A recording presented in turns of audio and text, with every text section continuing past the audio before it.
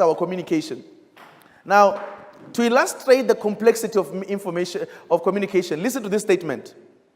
I know you believe you understand what you think I said, but I don't know if you realize that what you heard is not what I meant.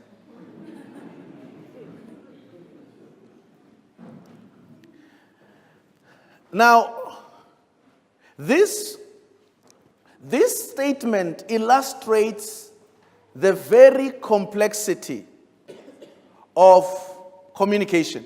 What this person is saying, he says, I know you believe you understand what you think I said, but I don't know if you realize that what you heard is not what I meant. What this person did, in trying to express the feelings inside and what you're going through and whatever your trials, whatever your challenges, whatever is boiling, he did the best he can to say something in words. And after he said it, he realized that what I said is not what I meant. But the person who heard thinks that I got it. I think I know what you're saying. But the other person says, I know, you believe you understand what you think I said, but you don't realize what you heard is not what I meant. And this happens almost every time in our families. Not only in families, sometimes with a friend. Have you ever had a situation when somebody says, you said this just now, and the other person says, I never said it? The one person says, hey, I heard you with my own ears. If there was a tape recorder, this is what you said, word for word. The other one said, I never said it. And in reality, both people are telling the truth. The first person who spoke never meant to say what the mouth said. But the second person is relying on the words coming from the mouth and said, you said it. The other person says, no, I never said it. Because in their mind, the mind never intended to say it. So next time you have a conflict of somebody says, you said it, another one says, I never said it, you must give it to them that they never said it. Even though you heard it. Right.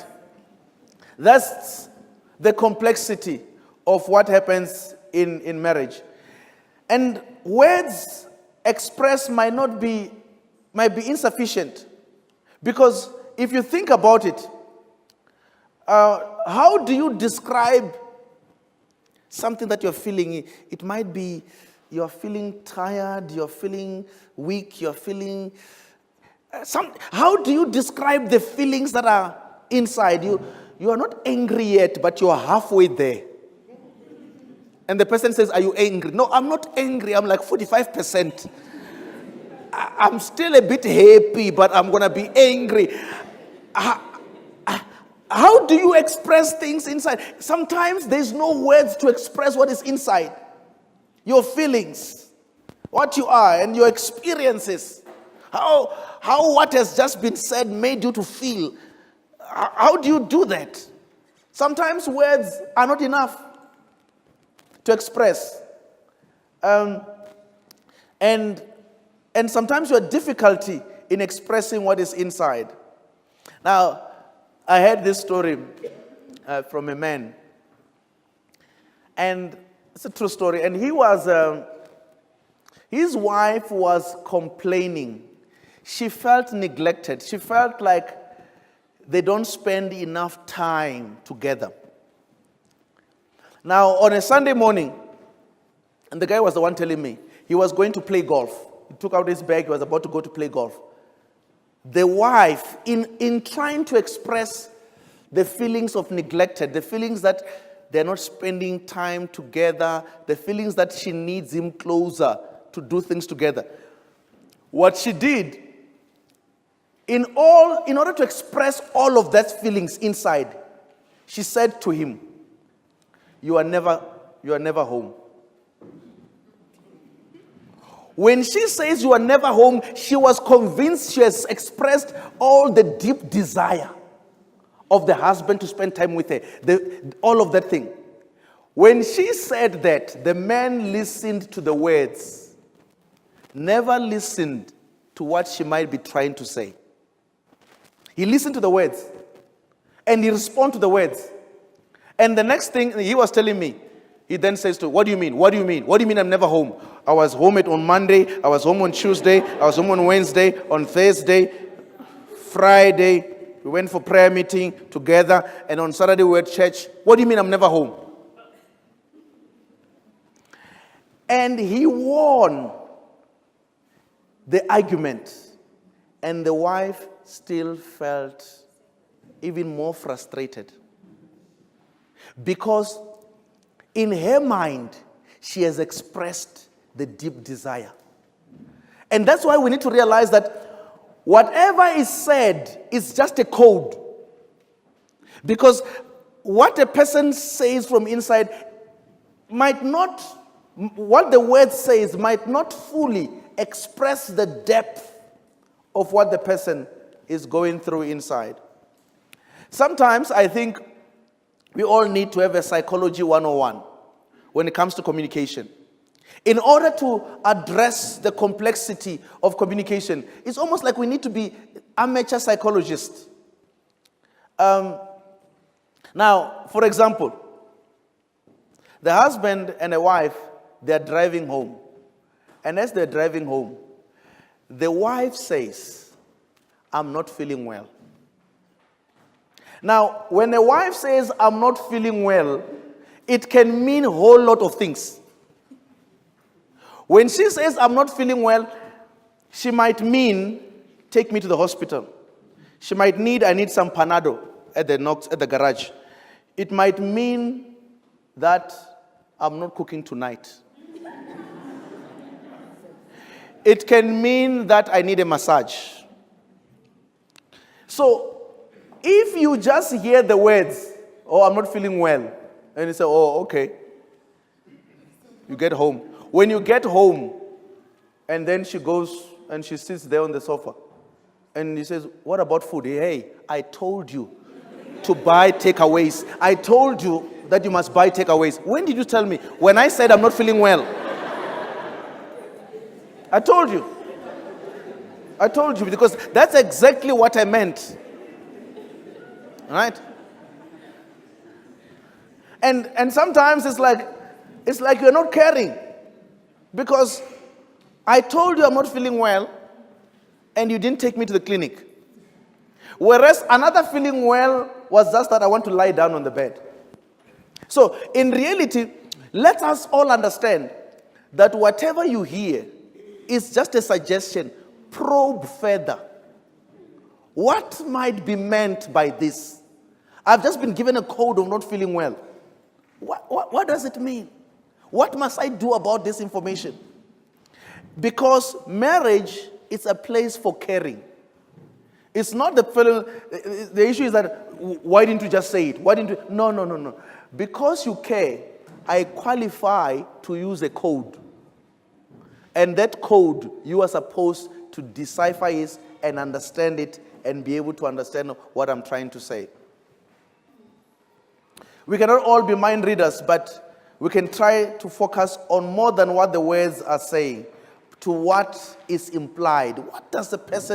What will a person try to say? Why will they be saying it at this time? What does it mean? And then when we focus on that, then we can be able to do better. You see, communication is a key. Communication holds the key, the glue. It's a glue that brings us together. But it's also the very same thing that can tear us apart. So therefore, how we communicate with one another, the time that a couple spend communicating with one another, it's very important. Because as we are talking to each other, we can be coming together or we can be getting further and further away from each other. So we can talk to build the marriage and we can talk to destroy the marriage. Now, one thing we must realize, as much as communication is technically about passing the message from the sender to the receiver through a medium, the primary reason for communication and existence of communication is to establish a relationship. We communicate. Every form of communication, it's about establishing a relationship. That's why every form of communication, it's either a push or a pull. Whatever we are saying in our marriages, whatever we say, we are either pulling each other closer to each other, or we are pushing each other away. It doesn't matter. Whether we are talking about the children, we're talking about money, we're talking about breakfast, we're talking about whatever, it does not matter. Everything we say, it's either we are pulling to each other or we're pushing away. And let me give you an example. If I want a glass of water, I want to drink water, I can say to my wife, hey, why don't you get off your bum and go and get me some water? Can't you see I'm thirsty? Right? I can still get water that way. Right? Even though she might spit on it. But I can still get water that way. Right? You know? I can still get water that way. But what have I done? In getting water, I have pushed their way. I have alienated. I have pushed. Because communication is either a push or a pull. It doesn't matter what. You see, when you finally see divorce does not happen overnight or separation. Every day we are pushing each other away. Every day. In the words we're saying, in our attitude, in everything, we're busy killing each other. It does not happen overnight. It happens gradually. Now, at the same time, I can ask for water a different way. I can say, oh, sweet darling, would you be so kind and get me a glass of water? A glass of water that comes from your hand is sweeter than anything I've ever tasted. Now, I can get water that way, right? And while she's going to get water, you say, hey, my husband, you know, what am I doing? I'm getting water, doing a pull. Just simple water, you are pulling a person closer. Right? Whilst you can push that up. Just whether you're asking your wife to cook sadza, you are tired of rice. You can do it in such a way that you can push her away. Or you can pull her closer. Yeah, I'm tired of your rice. Every day. I just want rice like my mother, sadza, like the way my mother used to cook it. You know? That's a way of pushing a person away.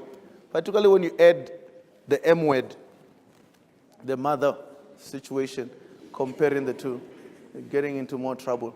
But you can do it in such a way, that, one thing I missed in this house is that way in which you cook your sadza.